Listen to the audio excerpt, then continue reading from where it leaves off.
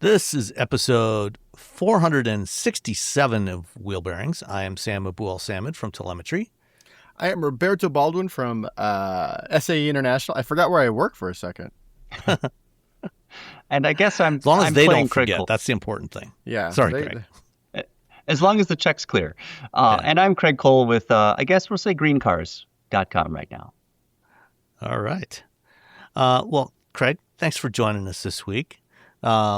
And let's, as the guest, let's start with you. What have you been driving?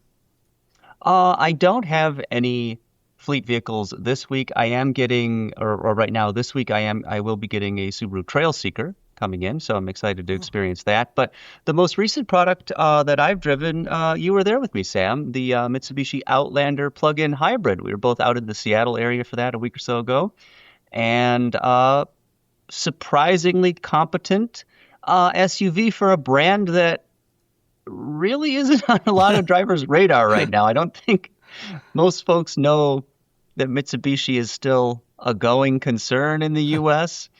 And but that does not denigrate the Outlander. It's a surprisingly good plug-in hybrid. They've really improved the drivetrain for the 2026 model year. You're getting a larger battery pack, significantly more horsepower, and all-electric range. And they made a few other tweaks here and there. But really, I was pretty impressed overall. What did you spend? I think we drove together at least part of the day. What was it about it that impressed you the most? I think the ride and handling are very good, surprisingly good. It's the ride filters out bumps very nicely, but it doesn't flop around in turns.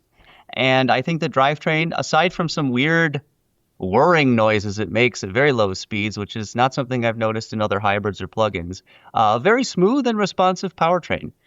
So those are probably the two best elements of the vehicle. Other than that, it's basically a Nissan Rogue that you may or may not like the styling of as much, because they are a shared architecture, a shared vehicle essentially, that Mitsubishi sort of tweaks with its own design language.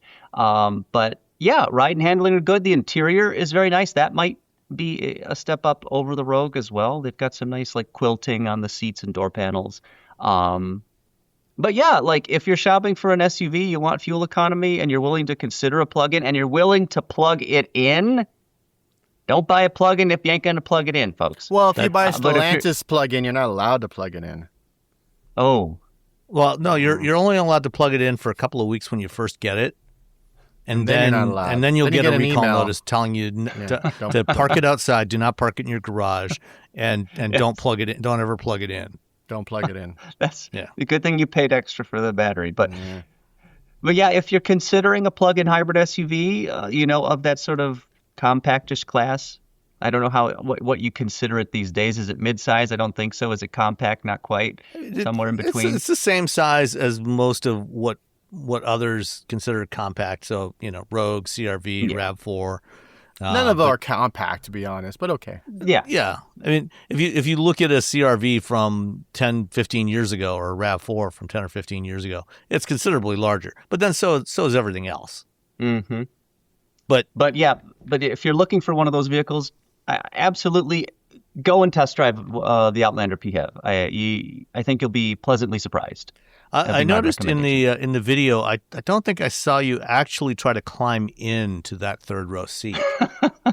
Well, you see, Sam, I am an adult male, and I also have legs. So there's no room in that third row, even for children. So I'm not going to risk, requiring medical assistance upon extracting myself. As we get older, the third row test becomes more dangerous for us. Yeah. Yes, it does. Yes. Like in my 20s or 30s, third row test, no problem. Now, no. Yeah, when you get into your 50s and above, the flexibility required to get into a lot of those third rows starts to evaporate. Yeah. But literally almost useless third row. If you have a very small child that doesn't have legs, maybe it's a viable place to put them. But really, it's for emergencies only. If you're an adult, puppies maybe. Put your puppies back there. For your next Frodo adventure. Yeah. I was talking to Travis Whittles, who's the head of product planning for Mitsubishi at the event. And, I asked him about the third row. And, he said, he's got a 3-year-old that is in a booster seat. And sometimes, when his mother-in-law is visiting and they want to go somewhere, he's got 2 kids.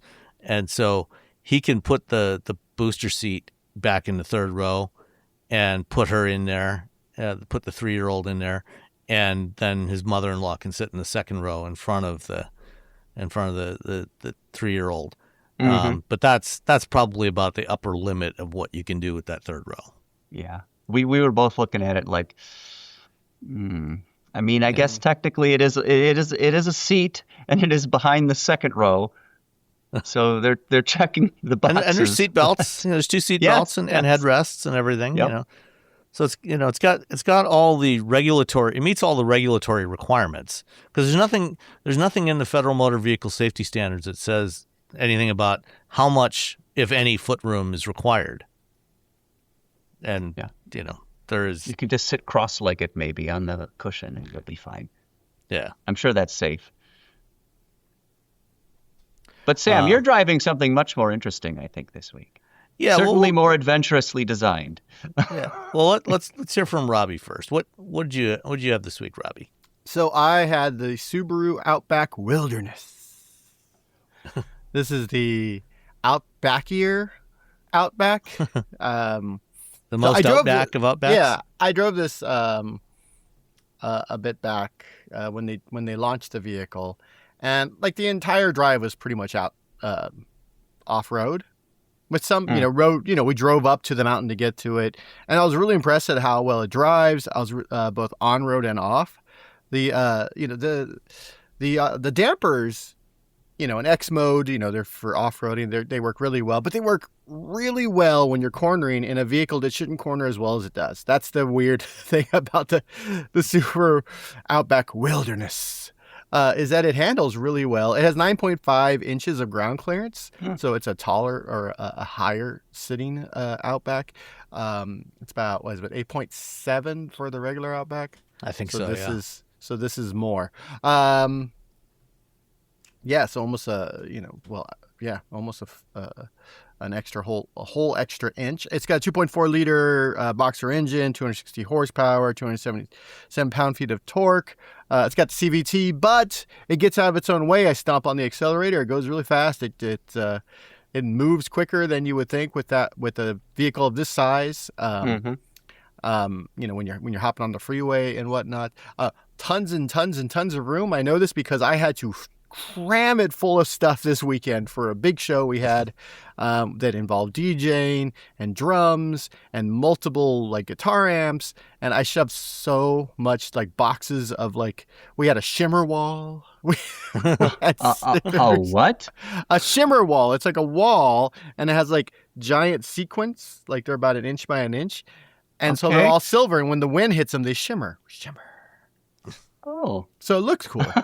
Okay, does it now? Wall. No, there you go, shimmer wall. I didn't know what it was. I had seen them, but I didn't know what it was called until I was. Yeah. Anyway, now I have to go look that up. Look up shimmer wall, everyone. So it's tons of room for all that stuff, plus me and a passenger as we went to the club because it's not really, it's sits higher than the regular Outback. It's not so high that it's difficult to get things in and out. And some of the stuff we had to put in the back of that, including my stupid guitar amp that weighs so damn much. I need to sell all these guitar amps to get a nice light one. Or just go acoustic. It doesn't really work. I have an acoustic. It doesn't really, it's not going to work for this show. That all said, I really like this vehicle. I didn't do any off-roading this week. I did all that on the drive program. And it worked really well. Just driving around town, going to the store, doing a lot of errands. Of course, filling it with all that gear, it still didn't feel, like it was, like the extra weight was keeping it from continuing to be a, plucky little SUV around town. Sometimes you got to get out and look at it, which is, that's sort of its Achilles heel for this vehicle. I think, other people are like, oh, so that's an Outback? I'm like, yeah. They're like, all right. I'm like, hey, and this is with other other Subaru owners. I'm like, yeah, but no one buys a Subaru because they're pretty. They're like, yeah, mine's not pretty. So yeah, no, it's a rugged, even though the whole lineup is, essentially, I guess, rugged. Again, like most Subarus, I see this is probably going to do more off-roading than literally any raised Jeep or F-150 or literally or Raptor. Yes. Probably. And so, yeah, no, it's, I drove the regular Outback. I did some off-roading in that. And it was fine. This is going to be the same thing. Same X mode, same hill descent that you don't have to turn on. Thank God. You just go down a hill. I don't need to hold on. Let me find how to turn on hill descent mode, so I'm not slamming on the brakes and sliding down the hill. That's part of the fun, though. Yeah, it's just as a point of reference, that 9.5 inches of ground clearance, that's a half inch more than a Jeep Recon. Bam. Yeah. So that's G-Wagon level. I think G-Wagon's 9.7. Those dampers, are they magnetorheological, or are they just like what are they? The control valve type? Subaru? Come on. I would. They are Professor X. They're not Magneto. Come on. Yeah. Sorry. Hold on. I got a whole thing. I don't know. I can't find it. They give me the whole. Where is it? Where's the upgrade suspension? Electronic controlling the front suspension detect. They're probably not even going to say. Skyhook. Yeah, does it offer the... Wait. Electronically controlled dampeners. There you go. There you go. So just good enough. They work active well. dampers are changing. Yeah, they're active dampers. They work well. I will say though, it's still Subaru. They're not exactly the most efficient vehicles on the road. So the EPA, the Monroney says 21 city, 27 highway, 23 combined. I just went out and looked at it. 21 is what I got. Driving on the freeway, driving around. I did a lot of. I got stuck in a lot of traffic. Yeah, permanent all-wheel drive. It doesn't help. I got stuck in a lot of traffic. I'm dragging things around, to and from my band's practice space and to the club. Overall, originally I was supposed to get a Telluride, and I was like, oh, I'm going to be able to put all this stuff in here, and they had to switch it to the Outback. I was like, oh man, this stuff's not going to fit in there. Nah, no problem. It all fit in there. It's surprisingly roomy in there. Yeah. When I had one the other week, I was shocked. You fold the back seats down. There's an amazing amount of space in the back there. So that boxy shape that doesn't look terribly pretty, very utilitarian. If the back of your SUV or whatever is a box, you're going to have a lot more cargo space. That's all there is to it. And here's a little tip for people who move things. So I will put a tarp down in the back of these vehicles because I don't want to scratch them up. A lot of the stuff I have is, there's metal, there's stuff, there's guitars, there's, things I've built that I'm shoving in the back of these. So I put I put a tarp down so I don't scratch up the cars. But also what's nice is when you put a tarp down, everything slides so much easier in and out of your vehicle versus like the carpet or if it's got a rubberized, space. So if you can go to Harbor Freight, get a tarp for like $5. They'll probably just give you one. They don't care. They're Harbor Freight. Throw in the back of your car and then especially if you have long, like I had like a 5-foot long like DJ booth and like my amps and all this stuff. Shimmer wall. And a shimmer wall. Well, the shimmer wall just comes parts and like the shimmer wall's kind of got its own slidability to it. Yeah, though. So it just everything just slides in. So that's my sort of, if you need to load stuff into your vehicle, throw a tarp down, and it'll just slide in a lot easier than if you didn't have a tarp. There you go. Especially when you have seats to go down and there's all the little creases and things that you're shoving and you get stuck and you got to get up and open the back door and lift it up a little and pull it and then push it the rest. Yeah. Get yourself a tarp. Again, Harbor Freight, like a nickel. If that. Well, how much was this thing? So it's $45,000, so it's not a cheap car. And then they added, all the options which was a multimedia, 21.1. I'm sorry, not 21. That was 12.1 inch multimedia. I guess it's larger. Sunroof. Who cares? Napa leather trimmed upholstery with. I got dogs. I'm not going to get stuff like that. Ventilated front seats, which is nice. It's got in the 80s. So that's kind of hot for us here in the Bay Area. A 12-way driver's seat, 8-way, and then heated mirrors with turn signals. So that's kind of nice too. Heated mirrors are definitely nice, like in the wintertime. If you get snow and ice, having something that can melt that stuff off of your mirrors, that's nice. A nice feature to have. Yeah. So the heated mirrors is pretty nice. I really like this vehicle. I mean, the thing with Subarus is there's we're just gonna make a good car and then maybe put a few little flourishes on it and then just push it out the door. And you're gonna get the car and you're like, you know what? It's not fancy, but it does all the things it's supposed to. The end. That's all people. And to be honest, Subaru people, that's all they want. Can I put a dog in it? Yeah. Can I go Can I put half a dozen dogs in it? Yeah. Sure. Can I fill it with dogs? And can I go up a really weird dirt road? Yep. Yeah. You can do all those things. Yeah. Enjoy. When looking at what Subaru's been doing the last couple of years, adding hybrids to more of their models, I would be surprised if by next year there isn't an Outback hybrid. Which would definitely help the fuel economy. That would get it up into at least, for the Outback, probably at least into the low 30s. Yeah. People, especially now with gas being so much more. I mean, my WRX, if I was lucky, I got 12. I was like, I'm on the freeway, I'm getting 12. I remember being so excited. Yeah, but, you got to shift it out of second gear once in a while. Well, yeah. I was ready. I was always ready to overtake some. Well, the second gear on the WRX is actually... Ford does better than that. The second gear on the WRX is a very shallow gear. It's third gear.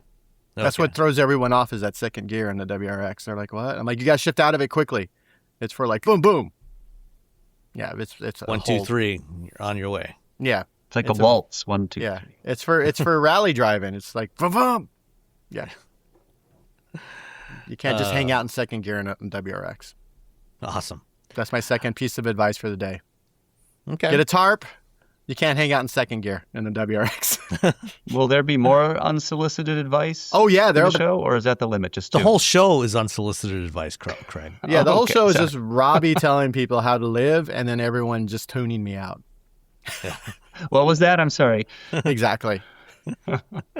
NASCAR fans appreciate a good pit strategy. The best teams are always looking for ways to make things faster, smoother, and more efficient. But buying a car? Most of us think that it's going to be a long, drawn-out process. I did too. Then I found out you can actually buy a car online on AutoTrader. Really? I started the way most people do, searching inventory, comparing options, narrowing things down. But then I realized I could do way more of the process online than I expected. Get details, explore financing options, connect with a local dealer, and continue moving through the buying process from wherever I happen to be. And here's what surprised me most. You're still not doing it alone. Real dealer support is there if you need it, which gives you confidence every step of the way. Plus, you're in control. Want to do everything online? Great. Prefer to handle some parts in person? That's an option too. It's buying a car your way. So if you're in the market for your next ride, check out the huge selection available on AutoTrader and see how simple the process can be. Buy your car online on AutoTrader.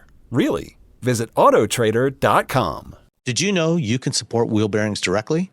Head to patreon.com/wheelbearingsmedia and you can become a patron today. Your contributions will help fund the platforms and tools we use to bring the podcast to you. And exclusives and improvements are already on the way thanks to your generosity. So if you want to be part of an automotive podcast like no other, head to patreon.com/wheelbearingsmedia. We've updated the Wheel Bearings merch store, and now there's a whole bunch of new choices, new colors, new styles, t-shirts, sweatshirts, hoodies, hats, mugs, travel mugs, stickers, aprons, tote bags, you name it. You can get your Wheel Bearings merch at shop.wheelbearings.media. Go check it out. That's shop.wheelbearings.media. All right. Well, I had a vehicle that in many ways is very similar to one you had a few weeks ago, Robbie. It has a twin-turbo 4.4-liter V8. It's a plug-in hybrid.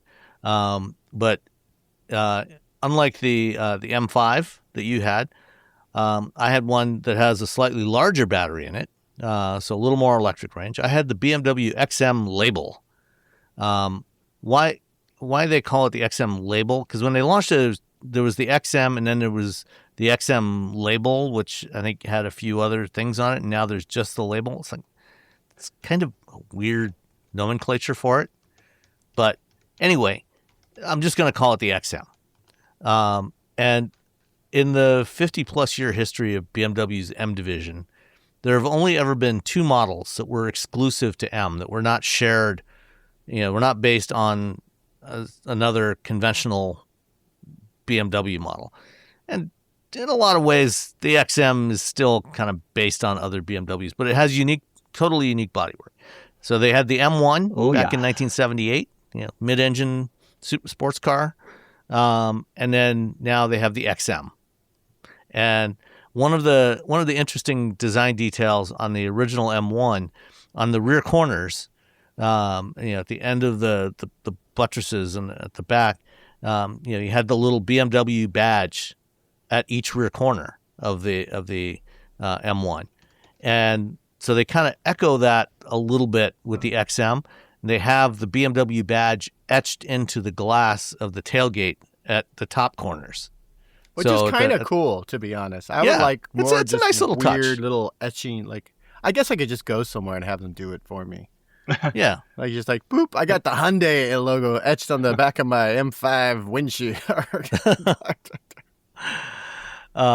So the XM has, like I said, has the same twin turbo 5.5 liter or 4.4 liter V8 as the M5, 577 horsepower, 553 foot-pounds of torque, lots and lots of torque, and it makes some nice sounds. Another kind of interesting design detail of the XM. The XM, not what I would call a pretty vehicle.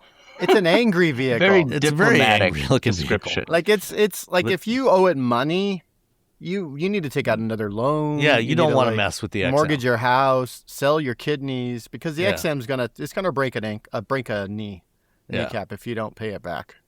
Who poisoned the water in Munich? That's what I want to know. Over the last 20 years, who poisoned the water? I don't know. What's going on there? Well, I will say when this came out, the kidneys on everything were really, really big, and this one was actually mid-size compared to everything else. Somewhat more modest kidneys. Yeah.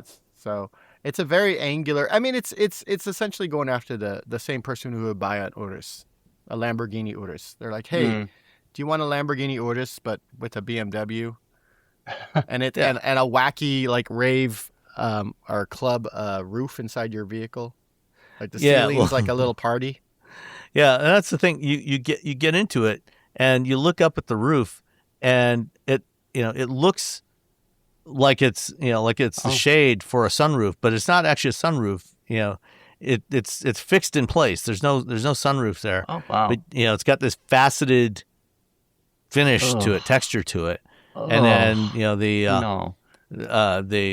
the ambient lighting along the edges. It's kind of peculiar. It's very Nintendo 64 polygons. Yeah, yes. It's like, very large my polygons. God, oh, I love GoldenEye. This is awesome. This is very cool. I like weirdness in cars like this. That doesn't, I like weirdness that like, oh, this looks weird versus weirdness. Oh, you can't open the door unless you push a special button somewhere. Like this weird is fine because they're like, oh, it's just a weird, design flourish versus like, oh, we don't have turn signals. What?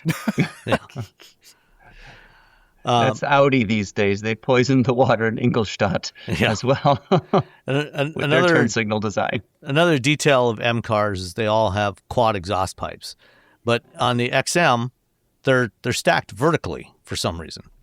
Not sure why, but it's a tall car. That's why. Yeah, it's a little different. Yeah. it's fine. That's the XM. The overall design, like I said, it's kind of an angry looking car. That black stripe along the belt line is kind of unusual because it's not painted on there. It's a piece of black trim that goes along the sheet metal. Again, kind of peculiar. And like the other high end, like the 7 Series and the X7, it's got the LED light strip around the kidneys. So at night you see the kidneys at night along with the lights. So that's kind of a little different detail. So when you owe it money, it can see you coming. Or you can see it coming. You're like, oh no, run! What are those little tabs they put on the M car's side view mirrors where it almost reattaches to the base of the A-pillar? To control the airflow. It's for aerodynamics. Okay. And also to you look need that cooler. on the street. That's right. Yeah, absolutely. It's little handles, so if you have like a skateboard and you see one, you can just grab that little handle and ride it along. Oh, that's perfect. Don't do that. I don't know. The fact that I have to tell people not to do that makes me sad. Yeah. Don't so, listen. Again, as I said, this is a plug-in hybrid. So it's got like a 25-ish kilowatt hour battery pack. In the M5, it's only 15 kilowatt hours. So the XM is EPA rated at 30 miles of electric range. And like other BMWs, it's got a mode button so you can put it in hybrid mode or, just charge sustaining mode or in electric mode. So the other day, I put it in electric mode and went out and did my usual test loop.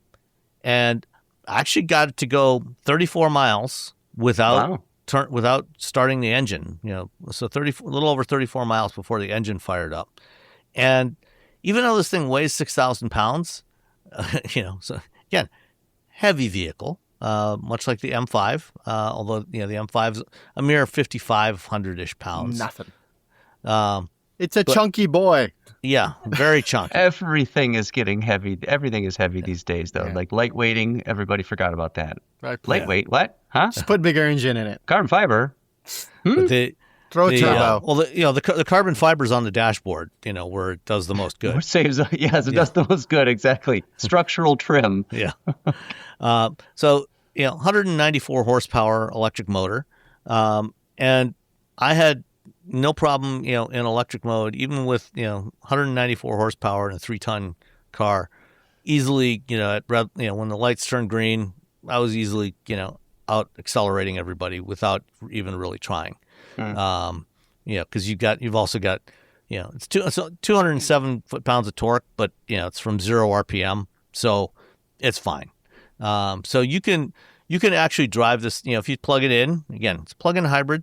You should plug it in, and if you plug it in, you'll be able to do most of your daily driving without using any gas, which is good because when the battery is depleted and you get into the hybrid mode, again, it outperformed the EPA rating. It's only rated at 14 miles per gallon combined. Combined? I was expecting 20. Yeah, 14 combined. It's got a V8 in it. But yeah, it's a 577 horsepower V8. Yeah, it's not made for sipping gas. But it's made for big gulps of gas. Yeah, I mean, I actually got almost 18 miles per gallon with it. Wow, okay. That's very on brand for the Germans, though, because they're all gun shy from Dieselgate.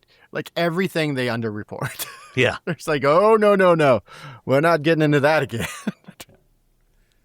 So if you plug it in, and even if you go past what the electric motor can provide on its own, and you get into hybrid mode, you're still going to get decent fuel economy with this thing. Between the combination of the 25 kilowatt hours of battery and the engine, combine all that stuff, it's going to do okay. On a longer road trip, it's going to be well under 20 miles per gallon, if you're doing a long road trip with it. But then again, if you can afford this car, fuel's not an issue. Yeah, I drove this from Arizona to San Francisco. I got a drive away of this vehicle, and it was a really it was a comfortable kind of GT like cruiser, and whenever I needed to like do anything, it's all boom. It was ready to party. I mean, when you put it in M1 or M2 mode, it will go. I did a couple of tests. I got 0 to 60 in 3.8 seconds roughly. It's again, I was not using launch control or anything, and BMW claims 3.6 seconds. So it's a quick vehicle. Again, 3 tons of car here, but lots of space. The back seat is extremely roomy. Lots of cargo space out in the back, behind the back seat. This would be, aside from the fuel efficiency, this would be a decent vehicle for a long road trip. Perhaps if you're driving across the country with some beagles. Yeah. And you get segment leading diamond faceting. Let's not forget Sam. Yes, that is true. I had to get up early, fly to Arizona, and then I had planned to sort of just drive all the way home. But I was going to visit my in-laws in Palm Springs, and I did not do that. Because I was just tired, because I had to get up at like 4 a.m. to catch my plane. So between Arizona, Phoenix, and in Palm Springs, I pulled over and took a little nap in the back of the car. And it was very comfortable because they had the little pillows, the little luxury pillows. Oh, yeah. Those pillows are really nice. They're very comfy. So I pulled over at like some stop that told me not to go wandering around because there were a ton of scorpions out in the world ready to get me. And I pulled over and had a nice little rest. It was nice. Yeah, Did you get threatened by the police for sleeping at the rest area? Or no? I love that. I love how like you go to the rest area so you don't drive, dangerously, and then the police come up and are like, "No, you can't do that." I'm like, "You can't." What are you talking about? It's the whole point of a rest area. No sleeping in your car. Like what? Yeah. Why is this place here? What? Would you rather me just drive? Yes, we'd rather you drive and put your and everyone else's life in danger. Welcome to end stage capitalism. Yeah, driving while tired is just as bad as driving while drunk. Yes. Yeah, yes. Easily. But you can't do that. I'm like, what? I have been told to leave places like at the beach. We would drive really early to go to the beach, and we get there like 5 a.m. sunset up, so we go to sleep in the car, and then the cops would be all, "You're sleeping illegally." I'm like, "We're just waiting for the sun come up so we can surf. You got to go somewhere else for that." Oh. So we just went to the other side of the beach. We just went to another parking lot down the street and fell asleep at a different beach. You showed us. So the only option installed on mine that I've been testing is the $2,500 M driver's package. I'm not sure what's included in that. Everything tastes better with the M. Yeah, it's got more M. And then, so the grand total on this one came to $163,275. Are we at the point where luxury automakers are raising their prices so high that they're angling for an ever smaller group of customers, and then everything's just going to implode? Because $163,000, that's, at least to me, rather a lot. Yes. But you have to look at it this way. The wealthy are getting wealthier by the day, This is true. And so they can afford to buy more cars. So even though they are a very small portion of the population, they have enough money that they can buy all the cars that they want. So, by offering vehicles like this, all that does is encourage them to get bigger garages. Yeah. But what if they get bored and they want to buy up all of the single family homes in a community? They may not be buying cars. Well, then they can use the garages, all the garages in those single family homes to store all their cars. Where are they going to keep their cars, Craig? Come on, you're not even thinking. All right. So this was the 2026 BMW XM label. And it did better than I expected on range and fuel economy. The charge port is a J1772 port on the left front fender, and it's got big honking tires, and they're summer performance tires. So you definitely will want to swap these out for some winter tires. You have your guy, take it out, take it to the garage and swap the tires at the first hint of cold. But other than that, it's pretty nice. It's angry looking, but it's nice. I'm trying to find what my photos of when I had it, so maybe I can see what my gas mileage was. But it's because nothing works correctly anymore in the tech world. It's weirdly difficult for me just to find the photo from a certain month. Of course, you have to re-log in again, and then there's going to be send a message to your backup email account, right? And then once you log in, you can't find it because you don't remember what folder it's in, and search is useless. And unlike all of the recently launched BMW models, the XM still has manual vents. All the new Neue Class stuff has software-controlled vents. Not in the XM. So buy the XM instead of the Neue Class cars, at least, while it's still available, because it hasn't sold all that well. So, BMW might discontinue it soon. All right. So that's the XM. All right. So I paid $103 for gas. That's what I've found so far. I haven't found a picture that he couldn't find the photo, but he was able to search Google Sheets in his where's the business expenses. Yeah, exactly. I'm like, well, I need to expense this. All right.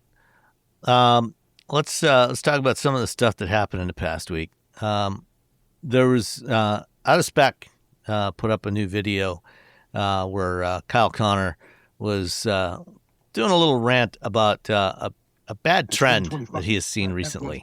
A little. It's 11 minutes. It doesn't seem like a little rant at all. Well, for him, 11 minutes is a short. A little he often does like 2-hour videos. So, wow. Apparently, I don't listen to Out of Spec very often. But his complaint is about EVs that have adopted NACS ports, but still have J1772 ports for AC charging. So they're only using the NACS for DC charging. Mm-hmm.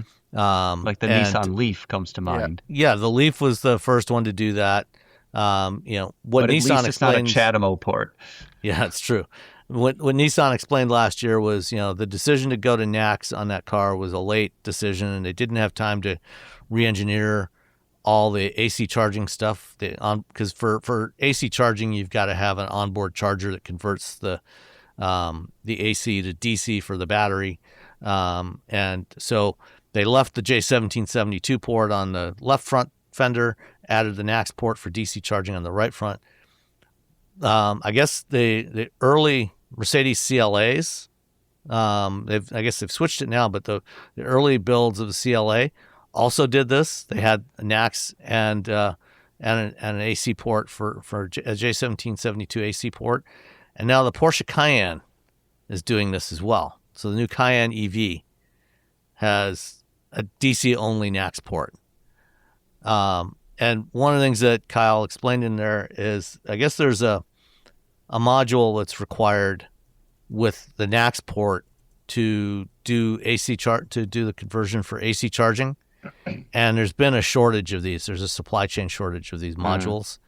And so some manufacturers, not being able to get enough of them, they've decided to just do the 2-port solution, which hopefully that won't last very long. Hopefully they'll get away from that. A Band-Aid solution. You need... It's like they just don't have them in Germany? Well, Hyundai probably makes their own. Hyundai Mobis probably makes them. Yeah. Oh, yeah. Yeah, because they've got Mobis that makes all kinds of parts, so they're probably doing their own.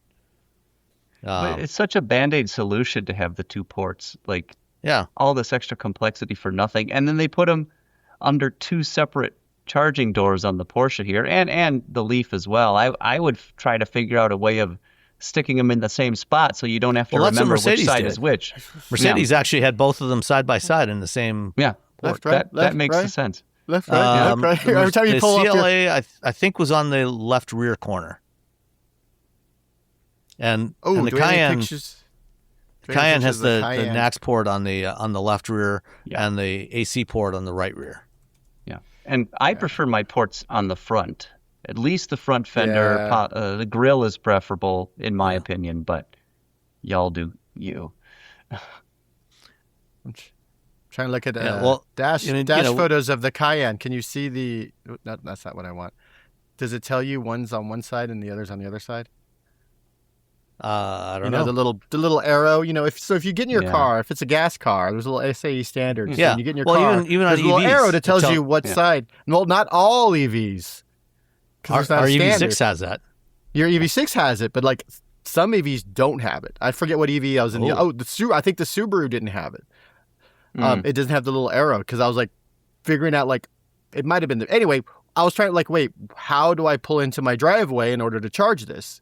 Because I have to, swap cars. And I was like, wait, I had to get out and look.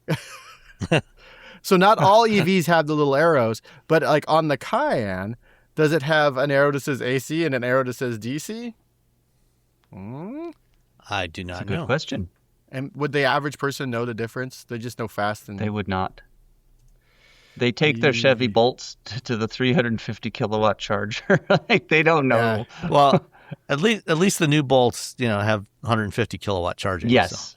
Not like 55 for the old version, which is just like, no. I wrote a whole thing about that. You don't have AC charging at home. Like, you're doing it wrong. Yeah, I wrote a whole thing about that, why it's important to know the charge rate of your vehicle. And, but, more and more charging stations only have 350, so it's fine at this point. But at the time...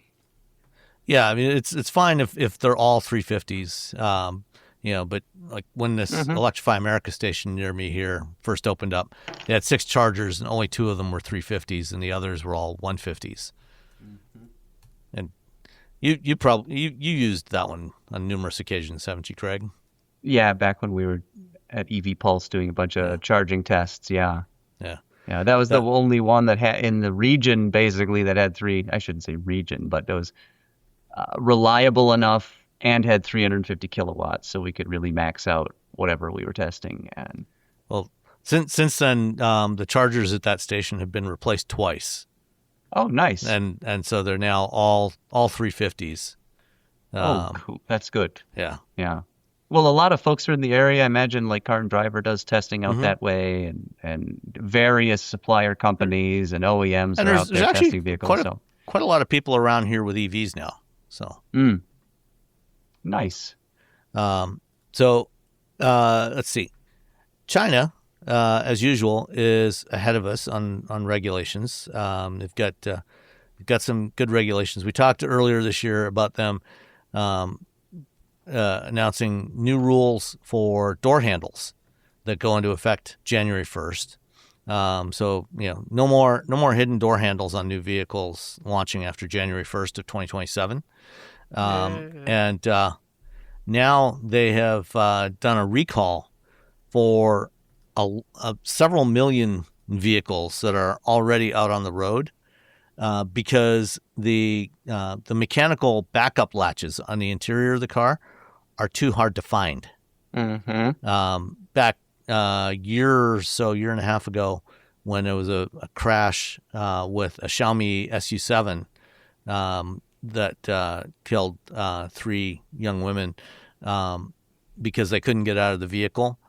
Xiaomi made a change. They painted the mechanical backup latch red so you can easily see it.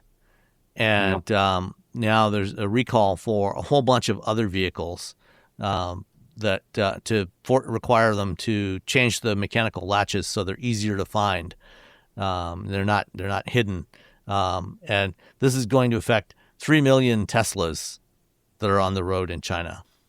They're going to have to recall, plus many hundreds of thousands or a million or more other vehicles as well. Yeah, I don't understand the advantage of these E-latches. I get it. They're kind of cool, but you're building 2 separate door handles then. You have the whole E-latch assembly, and then you need the redundant safety system that is the mechanical latch. So Why? I've had this discussion with Rivian a couple of times now, and still have not gotten a good answer from them. It's clever for the sake of clever. Look what this can do. Ooh, you're like, no. Yeah. I shouldn't. No one should ever have to explain how a door handle works in a car. That's never should. Thank you. Whenever a passenger gets into a car, I shouldn't have to explain how to get in the car and how to get out of the car. That's not a conversation we should be having. Right? Exactly. It's like it would be like trying to explain, like, oh, we have a different weird seatbelt set up in this car. Like, what? Yeah. Yes, if you want to plug in your seatbelt, there's a little button you have to push, and electronically the seatbelt comes out, and then you plug it in, and then it goes back into an area where you can't get to it. That's essentially what they're building with these cars.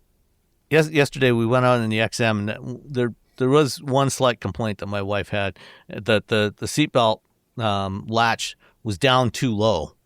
And she was having a hard time actually getting the thing in there. It wasn't sticking up far enough. What's wrong, Morty? Oh no!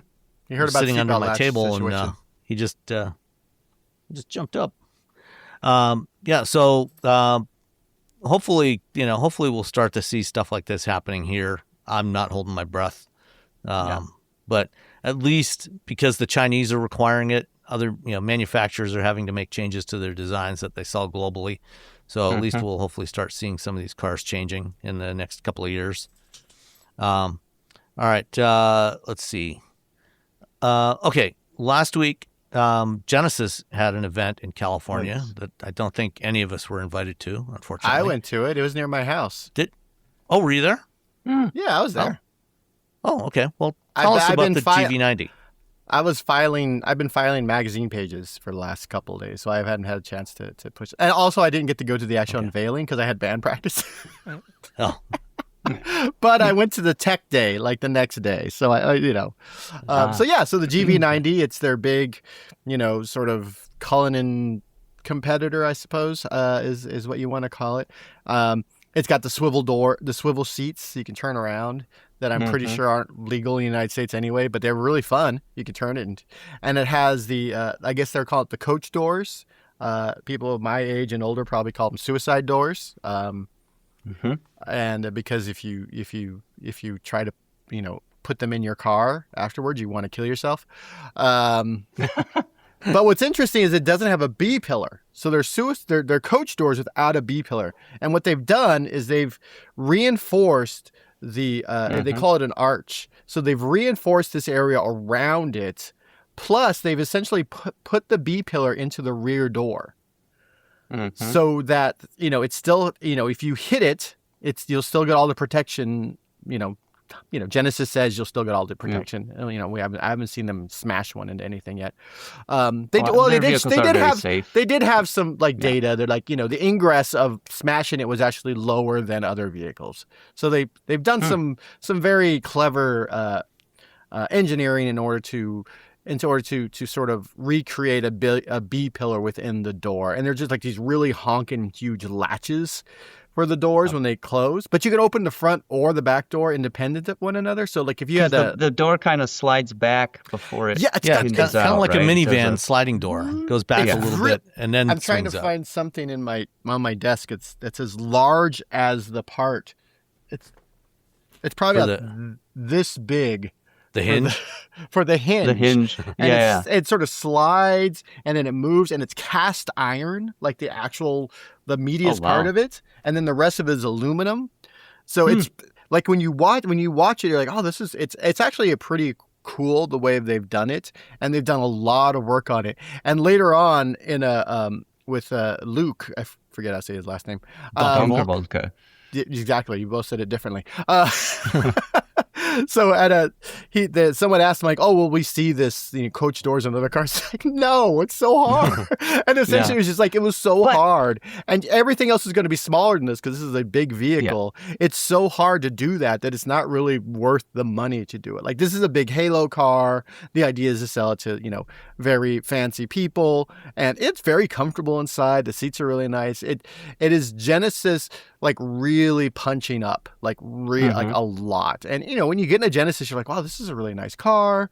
This and most people don't know Genesis is a thing, to be honest. Yeah, it's like Mitsubishi. Yeah, it's like Mitsubishi. Except Genesis Mitsubishi. Except Genesis, I think, sells more cars than Mitsubishi does. Oh, everyone probably. If I were building cars in my backyard, I'd probably be building more cars than Mitsubishi. So it's very impressive. The back end, I thought it looked like a 60s, like a bus. It has that little, like, very almost Art Deco look. Like a bus. Okay. I think somebody told me it looks like the back of a, so you have to see the rear end by itself. Someone said it looks like the back of a London taxi. Yeah. And then I think the only thing people kind of were like, is the fact that it has a rear windshield wiper, but there's nowhere for it to hide, so it just sort of sticks out. That's sort of the big thing. Yeah, because there's no spoiler on the tailgate or anything. Yeah, there's no spoiler or anything. It just sort of sticks out. The front end has that long light bar, those two light bars, and it looks like a string of diamonds. It's actually really, that little V. Oh, yeah. It looks like a string of diamonds, especially in real life. Overall, this is the regular one. This is the one with just the regular doors, not the crazy coach doors. Well, that's a question I had for both of you. I love the rear hinged coach doors because it's different. It really makes a statement. It helps this vehicle stand out. But you've now got to do two different body side aperture stampings to do that, right? Like, that's probably the single biggest piece of metal on the car is the side piece, because that's where your doors hang, your fenders mount, the crash structure is integral. How much money are they spending to have two completely different doors on this, what I would assume is a low volume vehicle? It's possible that you could do the same aperture and engineer it in a way that then because the B pillar is going to be welded in there anyway. So the external part of it, you could have that as a common stamping between the two, and then on most of them you weld in the B pillar. On the others you put in the hooks for the coach doors. Yeah, that makes sense. So there's the rear view of the GV90. That wiper just hanging out, chilling because there. You have no spoiler. There's nowhere to hide it. So that's. I'm gonna send you a picture in the chat, Sam, to share with the peeps of the this fish is what I can't send you a chat. There it goes. Can I send you a picture? Should be able to. Like you were saying, technology getting harder to use. Yeah. Oh, it's not letting me send the photo. I'll text it to you real quick, Sam. Okay. So I took a picture of the giant hinge, and it is. I took a couple of pictures. This is probably the best one. And it's cast iron, literally cast iron. You said. Yeah, that surprised me. I didn't see that mentioned anywhere. Oh, here's Tommy and I. It needs to be strong. Here's Tommy, Micah, and I from TFL sitting in it across from one another. He's doing his job, and I'm just sitting there. Let's see. He's Roman Micah's son. He's always on the job. They're workaholics. They are. It's just delightful people, though. Just absolutely. The GV90 has some other very interesting features. It's a head-up display only for the instrument cluster, right? Yeah, there's no. You look at photos of it. There's no regular instrument cluster. It's head-up display but it's head-up only. Yeah. Which makes you wonder, like, well, because most they're like, oh, it'll work with your, polarized sunglasses. I wear polarized sunglasses. Mm-hmm. I have very sensitive eyes because I'm a fancy man. Me too. And so when I'm driving, because I'm fancy. I wear sunglasses, and so I'll turn my head to see if the thing's on. So it'll be interesting. Like, some of them are they've set it up so you can still sort of mostly see it, but a couple are just like, this is okay, fine. But the inside of the vehicle is very comfortable. The third row, like, you're fighting with nice so many use of color. So many different, the colors are really, I mean, really there's a number of peculiar things about the inside. Like, you've got this big giant screen that actually rises up out of the dashboard. So, but it goes down when you're driving. Yeah. Very nice. Okay, I was going to say, because I saw this photo, I'm like, that looks a bit distracting. Yeah, that's a lot of screen, but that's only when you're parked. Gotcha. That makes a hell of a lot more sense. And then there's the shift lever, which is when the vehicle is off, it stands up vertically from the steering column. And then I guess when you put your foot on the brake pedal, it rotates around clockwise into the typical position, down to about the close to 3 o'clock position. And then you can shift into park and reverse and drive. That's crazy. I don't know why. That's insane. Cool, but insane. Yeah. Also, I read it has wood veneer floors. Oh, there's the hinge. Yeah. Yeah. Yeah. They're not messing around. Yeah, that's a serious hinge. You can see how it slides. If you look at the back, so it slides. So when the door opens, it sort of pops out, slides, and then opens. And then when it closes, it closes and then slides back into place. Yeah, because like the BMW i3, the original i3, and also some pickup trucks that had like rear hinged, and also the Mazda RX-8, they had rear hinged kind of half doors for the back, and for all of those.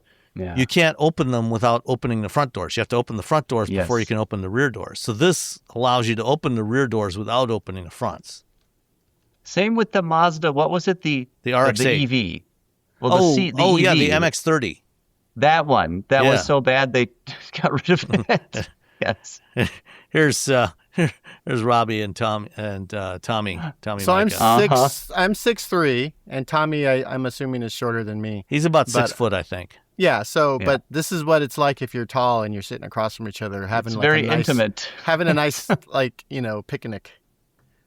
But you can only rotate the seats when the car's parked, so you can't. Yeah, you can't do this. Yeah, you could. Yeah. Oh no, I'm not interested. He's like, I want to be able to have a conference when I'm driving. Also, did I read it correctly? There's wood veneer floors, and they have the Korean heating system they find in traditional homes. Radiated heating. So radiant floor heating. That right there is worth the price of admission, whatever it happens to be. Yeah. Radiant heating is so awesome. Yeah. That's one of the things that I missed the most from the time I spent in Sweden, in northern Sweden, back in the 90s during winter testing. The place we stayed always had radiant heated floors, and a lot of people up there had that. Yeah, it was so nice to be able to walk around on this nice warm floors, and probably quite an efficient way of doing it too. Yeah. So the GV90's got, I think, was 124 kilowatt hour battery pack, 123, 124. Yeah, it's like one. And it's going to be about 300-ish miles of range. That's good. 123 and a half kilowatt hours. There we go. It's got it's dual motor with electronic limited slip differentials at both axles, air suspension, new power control, the OLED cinematic display. The usual suspects. Yeah. Did they give you any hints as to how much this thing's going to cost?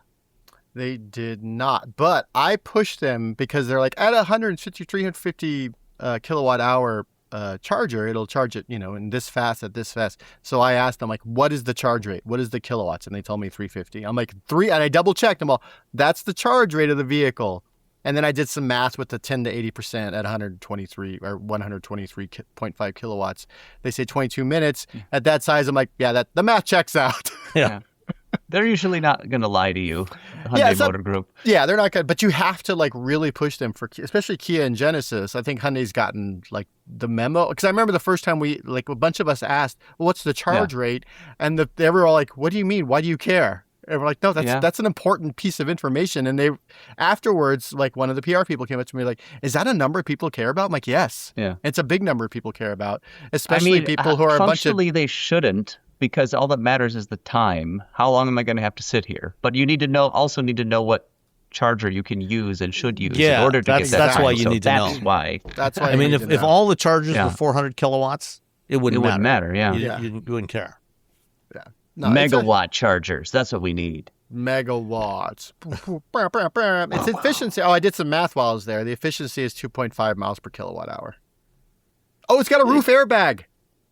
Yeah. They're like really, and they just kept rolling this thing in order to test it like in different ways. Because they're like, well, if you don't have a B-pillar, you have to put the airbag somewhere.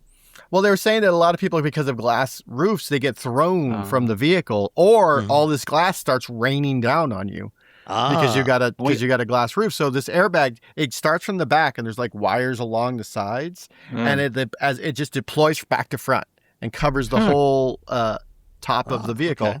So if you roll over, you're not going to get tossed out. And if you get, but it's safer to be thrown clear in a wreck. We all know that. Yeah, everyone's dad in the '80s was. I'd rather be thrown clear. I'm like, what are you talking about? That's thrown clear once. I may have mentioned this on a previous episode. I have a 1936 Ford V8, and I like to macabrely joke that the only safety feature it has is safety glass, so that you can have an open casket funeral because you won't be torn to ribbons by shards of glass. You'll look nice though. Yeah. Less work for the mortician. Yeah. So I had that. What else have we got here? No, it was a very pretty car. I liked the way it looked, even with the weird back end. That I actually liked. I thought just because it's different from everything else. Very Art Deco, I think, especially with the diamond. Again, it looks like a little a string of sparkly diamonds versus like just that long LED strip that you see on everything else. This has some character to it, some texture, which I enjoy. Yeah, and again, I think they're like, we built this, we did it once. Don't ask us to ever do it again. I also appreciate the clean looks. It's Audi, BMW have lost their minds as far as I'm concerned. Yeah, this is very elegant. Yes, it's very. Did they give you any kind of demo of the new Plios infotainment system? Nah, it was kind of it's a pre-production car at an event, and we're all spinning the thing around. We're trying to spin the seats. We're trying to get the third row thing to go up, and like they had to come and keep resetting it, so it wasn't really like, ooh, let me try this out. Not really. So, yeah. Well, Plios is going to be coming on all the new Hyundais, Kias, and Genesis models going forward. So they have their own in-house AI, which is like everyone else is using ChatGPT, and Hyundai's like, nah, we got our own. We don't need that. Yeah, we're good. Like, reminder, Hyundai owns like half of Korea. Yeah. Like if you live anywhere near a port, go out to the port. Like half the stuff out there has Hyundai written on it. Mm-hmm. Or on the freeway, you're driving down the trucks. road. Yeah, look at the trailers being towed by tractor trailers, and there's better than even chance that it's going to say Hyundai on the trailer. They make the trailers, they make ships, they make buildings, they have mines, they do everything. It's like Honda, but like bigger. Yeah, much bigger. Like Honda has a lot of things that they make, but they're all sort of like regular human size. Hyundai's like, we make these cars and then giant things. Yeah. Is it called a chaebol? Something like I'm not sure how it's pronounced, chaebol or kaibol, K-ball. Oh, it's got a teeny tiny frunk.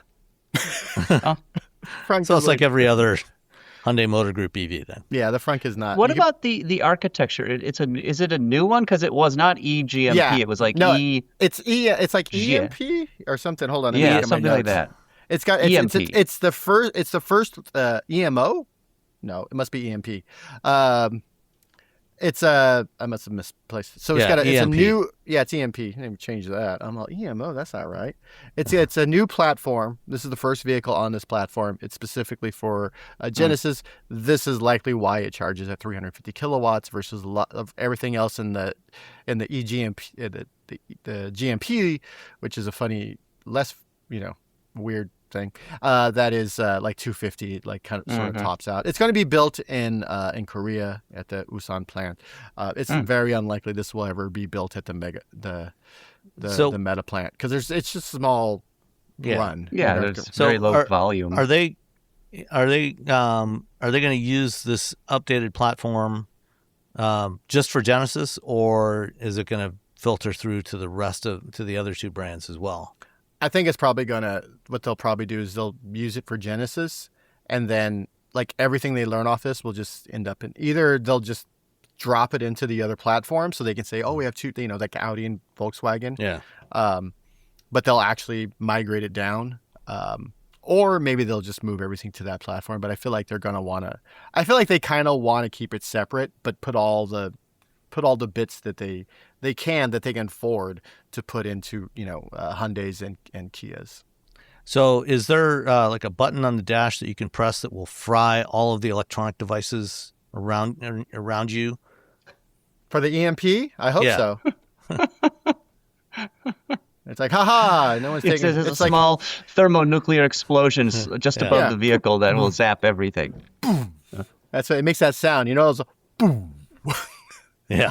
That's the official movie sound of like some sort of sonic wave that breaks everything. Boom. Boom. All right. Anything else on the GV90? I'm looking. 360, 123. Kudos to them for being adventurous and doing something that's I'd say classically beautiful and has a unique door configuration. That's the thing. That's so refreshing. It's not like we did this crazy thing and now it looks like it's, an angry car in an alley that's going to, shank you for your lunch money.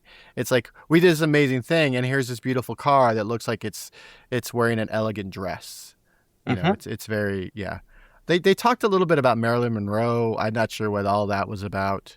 I just sort of tuned that part out because it seems like a very weird thing.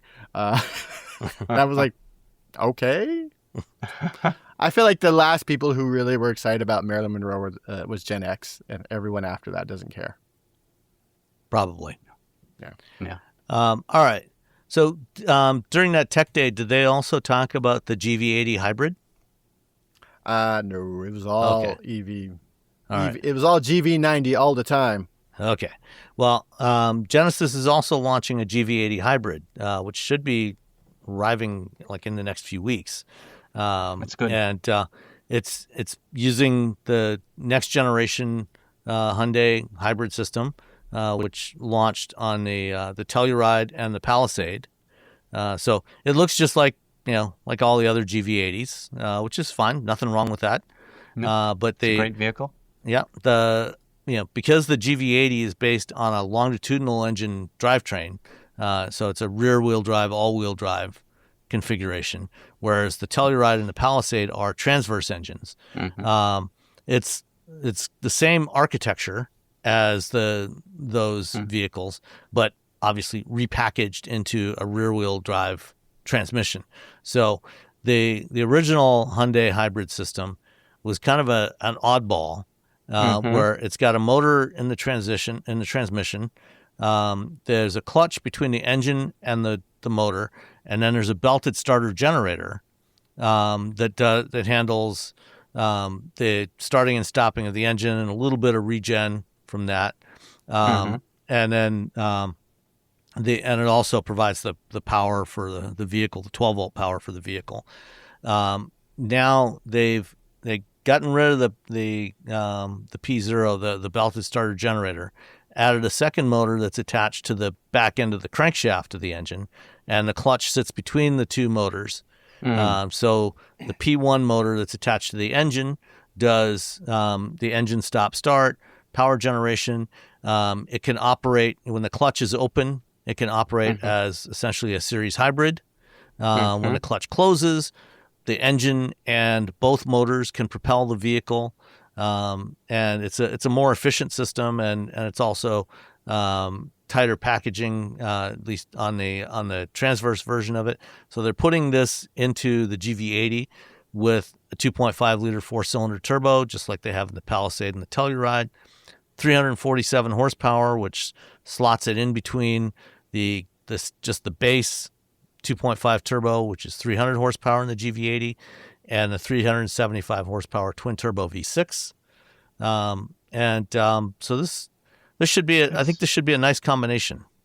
So the question I have is this is like Honda's 2-motor hybrid system, which is also very similar to what we tested in the Outlander PHEV. Those systems have 2 electric motors and no transmission. So there's the one electric motor that starts the gasoline engine, and it operates as a generator. Right. And then there's the other electric motor that can power the vehicle. And then at certain speeds, typically, I don't know, it sounds like around 55 miles per hour for the Mitsubishi, there's a one-way, I guess it's just a sprag clutch. I don't think it's like an actual lockup clutch that allows the engine to then directly drive the wheels at higher speeds where the combustion engine is more efficient. But this is including a step ratio transmission. It sounds like it's a very similar series parallel hybrid system with a gearbox. So what's the purpose of the transmission? Yeah, 6-speed automatic transmission, fairly conventional 6-speed automatic. And the other thing is the motor power in here is not as high as what you get in the Honda hybrid system. So the Honda hybrid, is 200 horsepower total. 181 horsepower of that comes from the electric motor.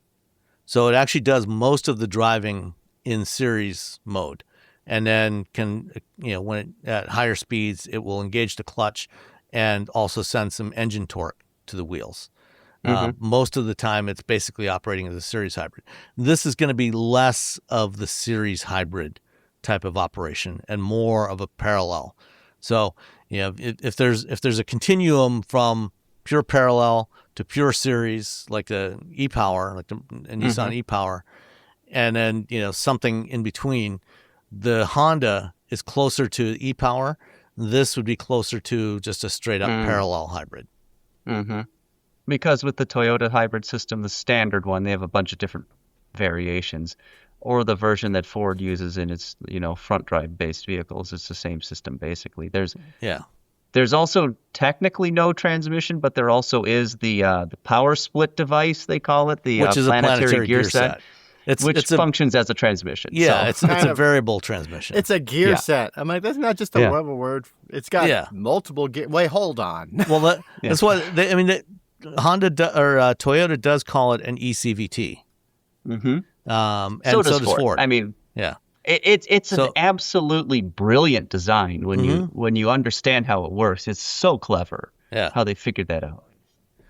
Yeah, because for a planetary gear set, you get three elements of the gear set. You've got the ring gear, which has teeth on the inside. You've got a sun gear in the middle, which has teeth on the outside, and then you've got a carrier with planet gears that's in between those. And in order for a planetary gear set to function, you have to drive one of those three elements, and one of them has to be grounded, has to be locked to ground. So one has to be held still. Yep. And so depending on which ones you hold, which ones you ground, and which one you're driving, you can get up to three different gear ratios, one of which would be a reverse gear. And with the way, and normally in most automatic transmissions, it's just using a clutch to physically lock one of those elements to the transmission casing. With the ECVT system on the Honda or the Toyota and the Ford hybrids, they're actually using the secondary motor as a variable ground. So depending on how much power they send to it, right? Yeah. But depending on how much power how much electricity they send to it, it will allow whatever element is being controlled to either not spin or spin at different rates to get variable gearing, which is it's a really strange design to think about. Yeah, but it works. It's super clever. The combustion engine, if I recall, is spinning the planet carrier. Then there's that motor generator one of the motor generators. Motor generator spinning 2. the annulus of the outer the carrier gear, basically. Yeah. So that's how the faster you spin that motor, the faster the carrier spin, the ring gear spins, changes the ratio then. And reverse is handled purely electrically because there's no way to do that backwards because you'd have to start the engine backwards then. Yeah. So any reverse is handled with the electric motor. But then how does it handle shutting the motor off? Because the motor generator 2 is still connected to the planetary gear set, is it? Or is that just driving through the differential? I think that there's actually a clutch in there that decouples it. Okay. So it decouples the entire assembly from, so you can go to electric mode. Yeah. This is why whenever I talk to automakers, I'm like, do you have an animation of your whatever crazy new thing you have so I can show people? And they're like, what? And sometimes an engineer will be like, yeah, come here. And they'll tell me some weird long URL that's like no one else has access to. They're like, yeah, we have it on our special like da-da-da-da-da. Yeah. And then I'll find it and I'll put it in FTP I mean, site. It's often hard enough just getting a basic diagram like this one. Most of the time they won't even show you this, which is unfortunate. Yeah, so like how Mercedes, the Mercedes engineers, they love showing me the super dark web that they keep all their stuff up. I'm like, I just need a video or an animation of this thing in motion. They're like, oh, they get all very. Roberto, can you do file sharing with FTP site, please? I'm like, yes. Or we can do BitTorrent. I can send you this link where you can find the diagrams. Yeah. No, they're very excited to share it. Because I asked other people, they were like, what? No, we don't have that. And then I just go to the engineers, and they're like, yes. I'm going to include a link in the show notes to Engineering Explained. Did a great video. He has a mock-up of an eCVT system, the planetary gear eCVT system, and he walks through. Jason Fensky walks through how the whole thing works and goes through all the different modes. And so I will include a link in the show notes for that. And if you're at all interested in understanding how a Toyota hybrid or Ford hybrid system works, watch this video. It's really fascinating. All right, let's carry on. So let's see. Hyundai also had some other news this week, which, strangely enough, has not been posted on any of their media sites anywhere globally, but they gave the information to a whole bunch of outlets. And it's the 2027 Hyundai Tucson, which is a full redesign. And it's a couple inches longer, it's a couple inches longer than before. And it's a totally different look from the current generation. But one thing that I noticed when I looked at it the first time is that this is it picks up an important design element from the Boulder concept that we saw at the New York Auto Show. The fenders are just like the Boulder concept, so big, kind of boxy fenders. Mm-hmm. The rest of it doesn't look like the Boulder, because it doesn't have that boxy look, like the Bronco Wrangler kind of look of the rest of the Boulder concept, but it does have the same fenders from that. So that's probably a look we're going to be seeing on some other Hyundai trucks and SUVs over the next couple of years. Very angular, very boxy, very not going to age well, in my opinion. But we'll see. Interior is lovely, though. I like the interior. I like small dash clusters, because if you give someone, if you give somebody like a 12.6-inch dash cluster, they're gonna fill it with so much stuff. This is just a nice little string of information across the top. It's almost where a heads-up display would be. Like, you don't have. It's just, hey, how fast are you going? Hey, what's the speed limit? Hey, how much range do you got? It's almost like the Neue Class kind of setup, which is actually a heads-up display, but it doesn't span the entire width of the dash. Yeah, or the entire base of the windshield. Here you go. Yeah. And you can see there's a lot of buttons on there. There probably should be more in the car, but whatever. But it's got a giant screen too. Yeah, it's I think a 15.5-inch center screen. But at least it does have a row of buttons across the bottom, physical buttons, and manual vents. Manual vents, always a good thing. That's Sam's biggest thing, manual vents.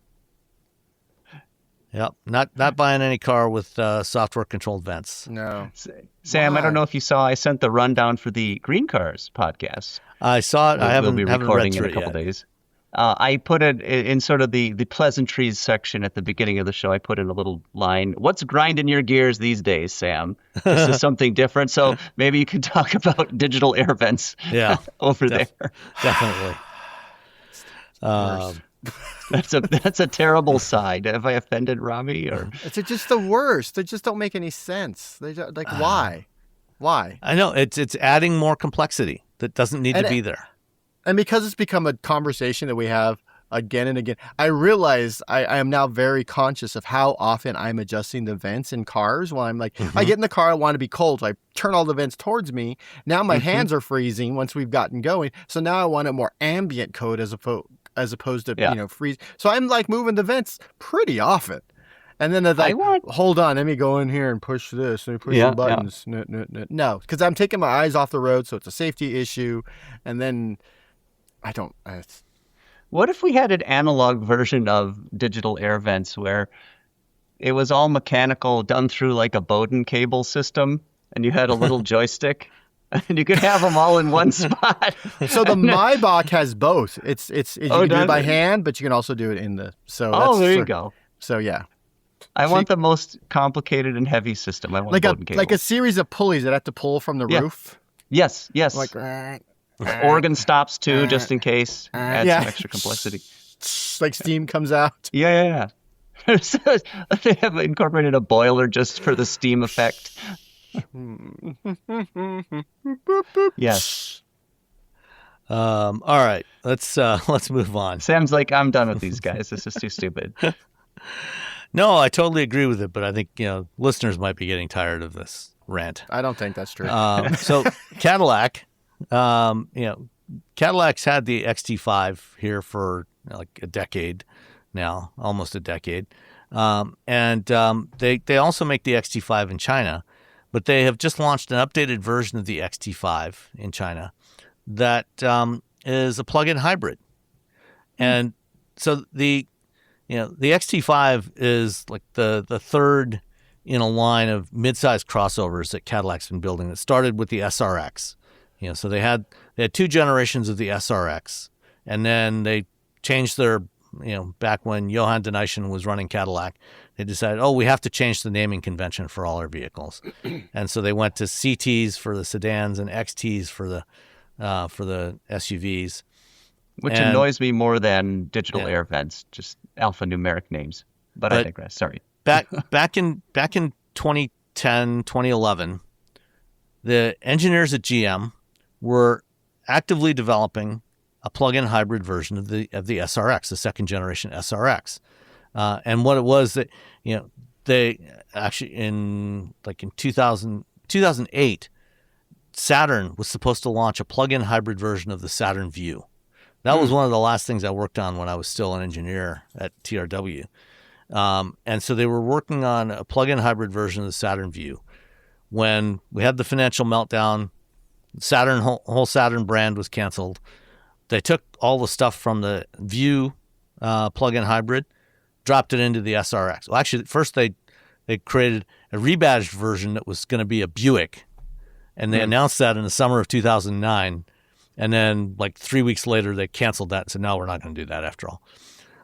And then they put it into the SRX. And so they were working on this, and it was supposed to launch as a 2012 model, or 2011, 2013 model. Sorry, in 2012 as a 2013 model.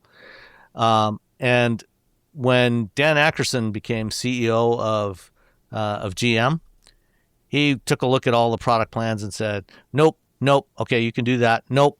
And two of the programs he canceled were the Crossvolt, a crossover version of the Chevy Volt, using the same Volt powertrain, and the SRX plug-in hybrid. So it never got produced. But now there's finally an XT5 plug-in hybrid, but only in China. We can't have it. Spiritual successor. So I just looked up China car sales in China. Mm-hmm. Guess what's down 20%? 21%. PHEVs. Battery electric vehicles are up 6%. I'm just like, like everything with a gas engine is down, but 21% going into that's from July of 2026 versus year over year from July 2025. Mm-hmm. So bringing a PHEV into China right now. Oops. I mean, do you expect GM to do anything else? No. Ready, fire, aim. But this is supposed to have like 97 miles of electric driving range. Nice. That's Very good. Nice. That's a good Yeah. one. I mean, that's common in China, as we'd learned. Yeah. It's a while 35 ago. kilowatt hour battery pack. Yeah. Oof. It's got 5C charging, so that means that it can charge at 5 times the rate that the battery discharges power. Yeah, describe what that means, because when I first saw that, I was like, huh? C charging? It's Coulomb or something, right? Am I saying that right? It's some metric engineering Coulomb, term, right? I think. What is it? Basically, what it mean? means is, if you have... I tried to research it and I couldn't figure it out. If you have a 100 kilowatt hour battery pack, and it takes 1 hour to charge that, and you can discharge, and the discharge rate of that is 1 hour, that is 1C. Okay. So if you have that 100 kilowatt hour battery pack that you can discharge in 1 hour, maximum discharge is in 1 hour, 5C means that it can charge at 5 times the rate that it can discharge. So 20 minutes. So yeah, or actually 12 minutes. 12 minutes. So 5C is very fast. And Okay. it's actually pretty common in China now. Yeah. The most we have here is about 2.5 to 3C. So stuff like the Hyundais and Kias, they're about 2.6, 2.7 C. Yeah. Stuff like the Lucids. We're halfway are about there, 3C. guys. Woo! We're we're trying. Yes. No, we're not even really doing that. So what is the point of that? Why is that a significant relationship then? Wouldn't customers just care about how long they have to plug in? Why does it matter the ratio of charge versus discharge? What makes that significant? So that gives you an indication of charging rate versus the performance, the maximum performance, maximum power you can get out of the battery. Gotcha. So a more performance-oriented vehicle will have a higher C than something not more necessarily. everyday. You can have a high power discharge rate, and if it's slow charging, it'd be a low C. Okay. So it's kind of, there's a reason why they don't usually use that here, because it's kind of convoluted to understand. It's back to what you're saying earlier. People just want to know how long is it going to take to charge. So for this thing, it would potentially be charging, 35 kilowatt hour battery, probably going to charge, in about, on a DC fast charger, about 5 to 7 minutes. Maths. Yeah. Were you good at maths? Me? Yes. I wasn't even good at school. They kicked me out. Oh. I have I was not good at math. I have art degrees. I don't know what I'm even doing here. To be honest. Same, basically. One other thing, I don't know if you noticed on the picture of this car, there's a little thingy on top of the windshield. The LiDAR? It's got a LiDAR. Nice. So this is the first. They're saying it's the first luxury SUV with Momenta's R7 ADAS system, which doesn't mean it's the first vehicle to have that. But Momenta is a Chinese company that makes ADAS and automated driving systems. So it's this is going to be a what they call level 2++. So it'll be able to do hands-free driving, on highways, city streets, everywhere. It's got LiDAR, radar, and cameras. And it says, the Momenta data covers more than 15 billion kilometers of roads from their world model, for their AI model. Nice. So you can drive it anywhere. Pretty much. And that's full hands-free? It Level should be, 2++, you said? Yeah. That's a lot of pluses. Yeah. They're not saying if it's going to be level. The Momenta says, their R7 system can support up to level 4, which would be, fully automated. Yeah. But their GM hasn't really given much detail on exactly what functionality is going to be on the XT5. But there is supposed to be a refresh of the XT5 for North America for 2028, I think. So we'll probably get the updated styling that's on this one. but we probably, I don't know if we'll get any of the good stuff like the plug-in hybrid or the. We can't have nice things. No. We can't have nice things in America. It's not allowed. Because freedom. Yeah. Basically. Let's see. So recently in my neighborhood, there was a rash of thefts from cars. A couple of guys apparently were going around, going from driveway to driveway, looking for cars that were unlocked. And it seems like they also had a little device that can be used for a relay attack. Because one of my neighbors had a couple of cars parked in their driveway that were locked, but these guys got into them and apparently, probably used one of these relay devices. Because the way your wireless key systems work is your car is transmitting a signal. It has a longer range for the transmission, and it's a handshake signal for your key fob. Your key fob only has a very short range. So the intent is that when it sees the signal from the car, it can communicate back and say, "Hey, yep, we can unlock the car," but only when it's within range of the key fob. And so the way these relay attacks work is somebody's got a device that you can build for under $100. You can stand by the side of a building, and if the keys are near the door, for example, you can pick up the signal from the keys, relay it back to the car, unlock the car, and in some cases even start the car. And so a bunch of cars. It's a signal booster, is what it is. Yeah. It boosts the signal of your vehicle so that your car thinks that the key is next to it. Yeah, exactly. And so it's like, blip, blip, I'm open. I mean, if you wanted to get into the car, just break a window, right? I'm old school. Well, then you have an alarm and you have all this other stuff. But everybody ignores them. Yeah. And then you're driving around the car with a broken thing, and you can't steal the car. So these are very kind thieves. If you just want to steal stuff, I mean, you break into the car. I want the backpack. I want the change in the thing. I want, someone left a laptop, whatever. But if you want to take the car and you want to be super sneaky, which they did to one of these two cars that were in the driveway, because their daughter had left the valet key in her car, in her Subaru Forester.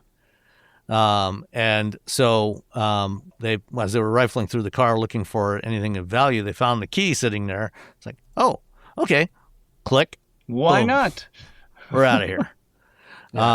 But there is a way to overcome this problem of these relay attacks. Yeah, right here. Metal keys. Yeah. Jingle bells. Yeah. Or, you can just wrap your key fob in some aluminum foil or get a Faraday bag. So I'm going to, before I was a car journalist. Your thoughts on Faraday Before I was bags. an automotive journalist, I was an infosec journalist, which means I dealt with hackers and security researchers and the whatnot. And I have gotten a couple Faraday bags over the years, and all of them, not that great. Don't really work. I've also gotten, what else? There's a lot of, those RF, like those wallets that are supposed to protect those don't really work either. And I learned this because I went and I talked to someone who actually builds those for the government. Now, that was a couple years ago.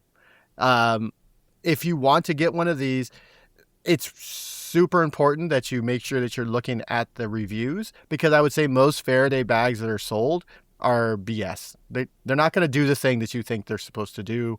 Like it's snake oil. But if you look at the reviews and it looks like it's a review that's not someone who reviews spams like a million other accounts and everything's great because they're trying to, what do you call it? Like a bot farm that just reviews 1,000 things on Amazon. Get it, try it out. If one of them works, go for it. It should be fine.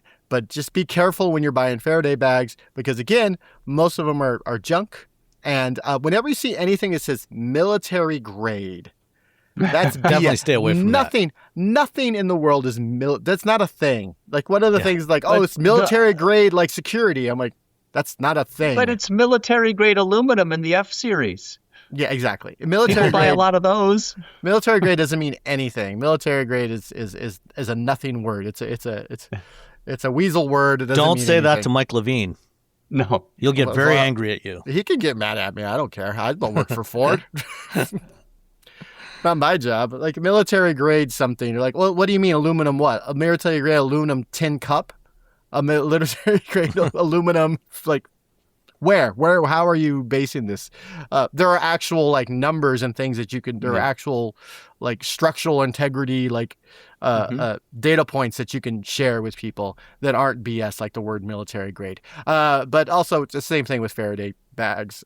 Anything that ever tells you it's unhackable, that's a lie. Nothing is unhackable. That is pure BS. Everything has some sort of vulnerability. But yeah, so if you're looking at Faraday bags, be wary of anything that says military grade. It might actually work even though it says military grade, but that word, that hyphenated word is meaningless. Or, you could just take a piece of aluminum foil and wrap your keys fob in that. Or put your keys in the back of your house. At one point, I remember BMW for a very brief second told me that the X5 key, if you put it down on its side, if it was sitting stationary, it was no longer accepting the ping from the vehicle. Oh. I don't know if they ever implemented this. This was like the X5 launch like 2 generations ago because relay attacks had become like a thing at that point. They're like, oh no, hackers are breaking into cars. And so I don't know if they ever implemented it on the vehicle. I don't know if they went forward. And BMW was one of the first brands to be susceptible to be found susceptible to that. So they might have, yeah. But they also might have like, oh, maybe we just shouldn't tell people because then it shows that we were susceptible, or So it's a relay attacks because they can clone your key is what happens. So they don't even need your key to drive the car like they do with if they have a better device. In addition to boosting it, when the key does the software handshake, it sends all this information, and the relay device will clone your key. And so now you have a key fob for that vehicle's key, and you just drive away. Yeah. So, yeah, keep your keys further away from your front door, or just buy a car that doesn't have, like Craig, buy a car with keys that you can make at Ace Hardware. Well, irony of ironies, they're cloning the digital fobs. They failed to clone these. So I'm restoring a 51 Ford, and I'm going through everything. You shouldn't be showing us those on. You should blur out his keys. Here, I'll just hold them over here. There we go. But the thing is, I'm going through everything, new electrical system, everything, new ignition. I bought a new ignition assembly, and it came with whatever weird key design it had. So I bought some original style. These are reproduction keys from the Shoebox Ford distributor, great company. They sent them to me. I took these to get cut at a local locksmith so they match the ignition. And the keys, being a knockoff, are just the guy cut them. And they don't actually work because the offset is wrong or something. So they'll slide in, but you still can't turn them. You can't turn it. Oh. So they'll stamp these incorrectly. The beauty of an older car like that is you don't even really need the keys. You can just reach underneath and grab the wires and touch a couple of wires together. And but you fry the points when you do that. Like, people don't think about that. That's true. I know this because I lost the keys to my Datsun 2000 once, and so we had to hotwire it. And my dad's like, well, now you got to go get some points because you just fried them. How is it frying the points? It's just completing the circuit. It doesn't make sense. It's like because you're frying, because you're doing it longer, you're getting I guess. Surge, more of a surge. So instead of like it's like, rah, it's going right out. Yeah. Huh? Or you could just do like my neighbor, they've got, in addition to the Ford Maverick hybrid, the XL hybrid, they have 2 C-Maxes, and one of them, on that night, apparently somebody did go into that car. It was left unlocked, but it didn't matter because there was nothing in it. And even if they had wanted to steal it, they might have gotten about 5 feet. Because I was trying to help them out the other day, trying to read fault codes. I took my adapter out there and was going to trying to read the fault codes on it. And it would not stay running long enough it would connect to the adapter would connect to the phone, but it would not connect to the it couldn't connect to the ECU because the engine kept dying after like 5-10 seconds.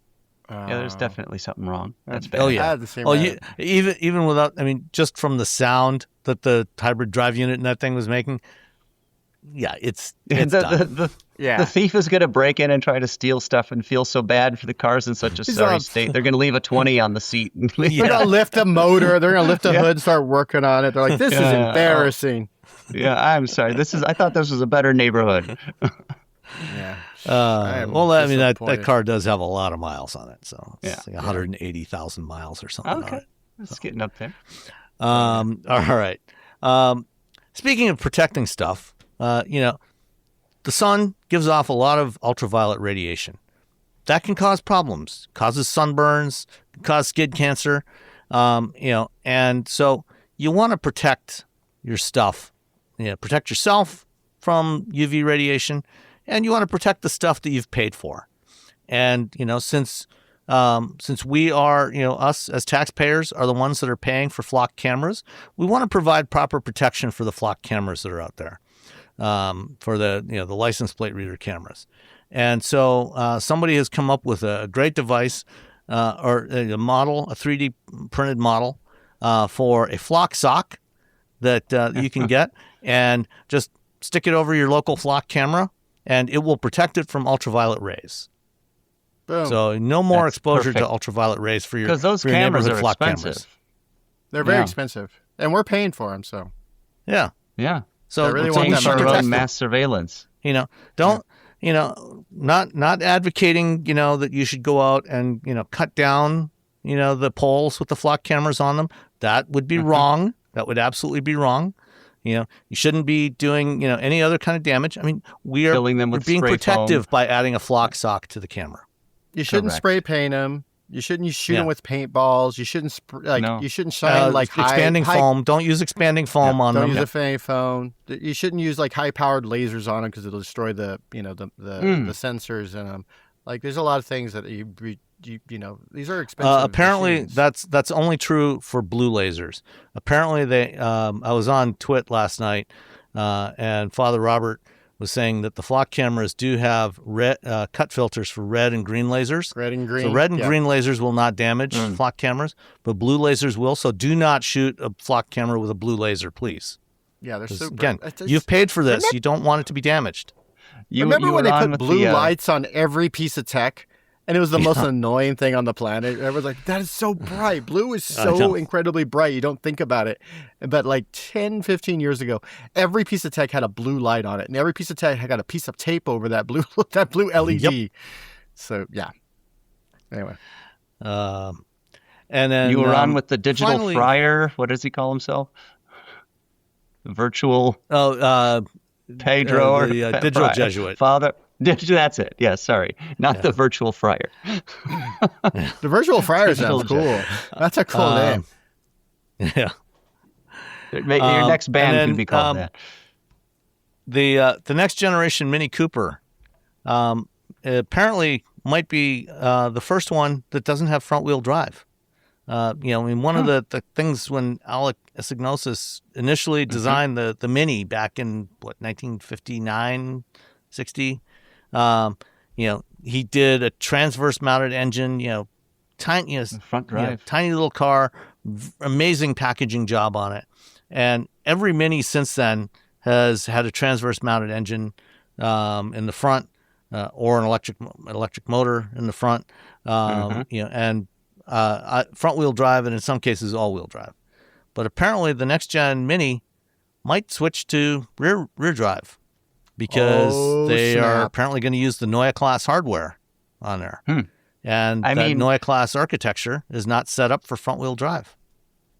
Yeah. That's a fascinating the proper change drive is rear-wheel drive. Electric motors. Yeah.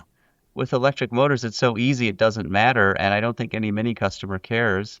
They're actually getting an upgrade, I would say. Yeah, absolutely. Yeah.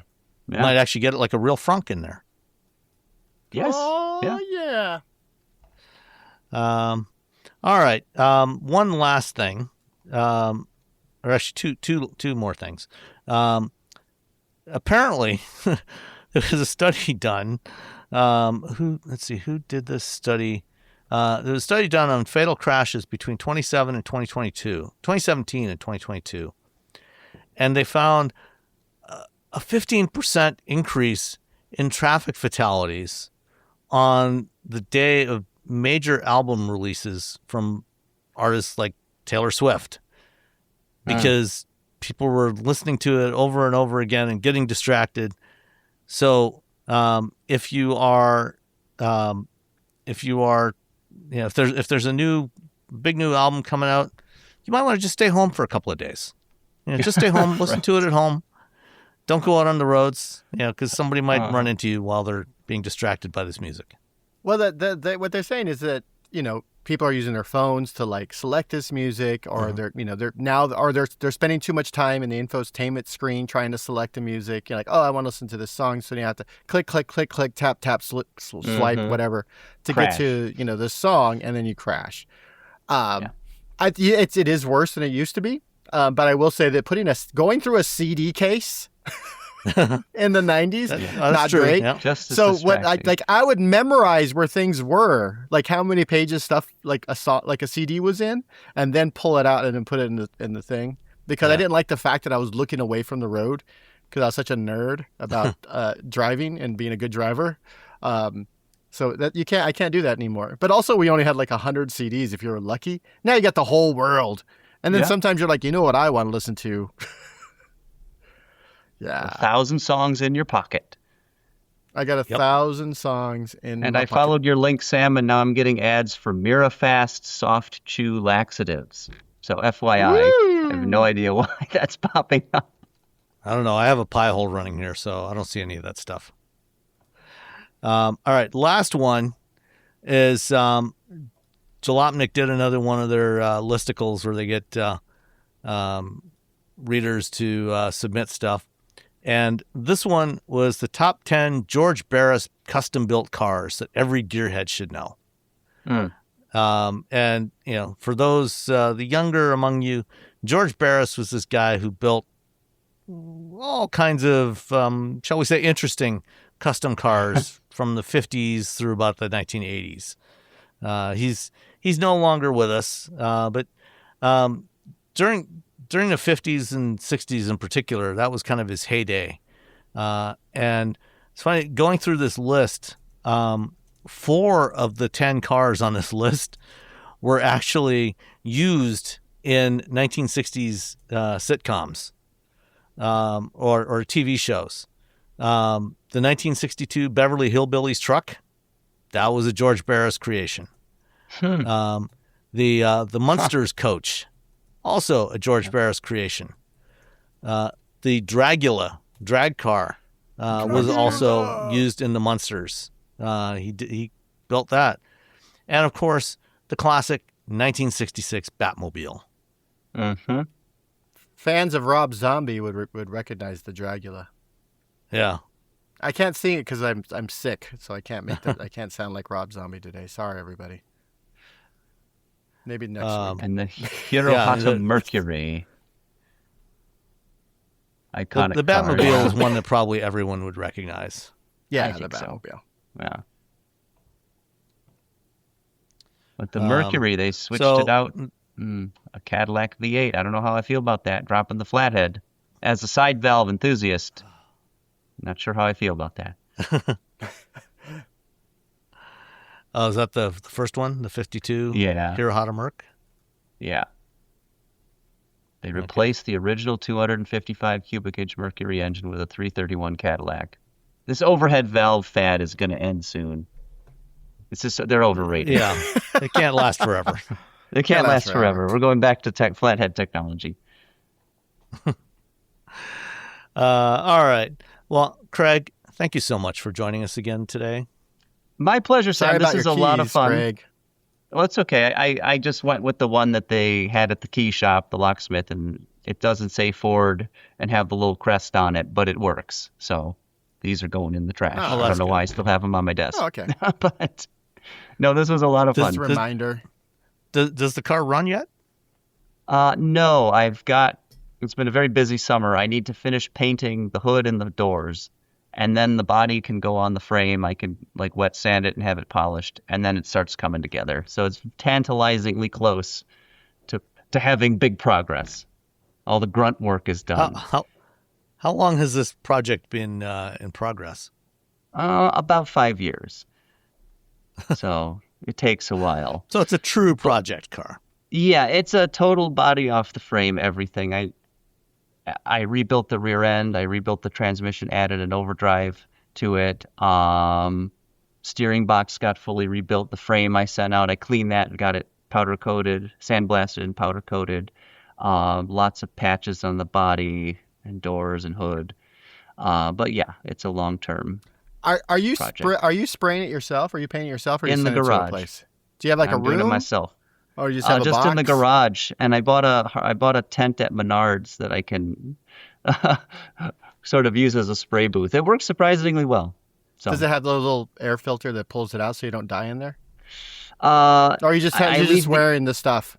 I leave the ends open and run some fans, and there was not as much dust in the paint as you would expect. It turned out remarkably clean, despite. Because I'm not looking for a George Barris level paint job. I want something that's not going to flake off in giant chunks and it's going to look good. I want a car I can drive on Route 66 across the country, have it be reliable enough to do that, but not like worry about a stone chip or something. I don't care. Yeah. So that's kind of what I'm going for. But I also. So you're not planning to enter it in Pebble Beach? No, absolutely not. I'm much too pragmatic for that. You're also not that rich, to be honest, Craig. I mean, yes, that too. We all do the same job. We're not rolling in it. Well, Sam might be. He's an engineer by trade. So no, not even close. All right. Well, thanks everybody for listening, and we'll talk to you next time. Bye. Bye. Bye. Am I supposed to say goodbye?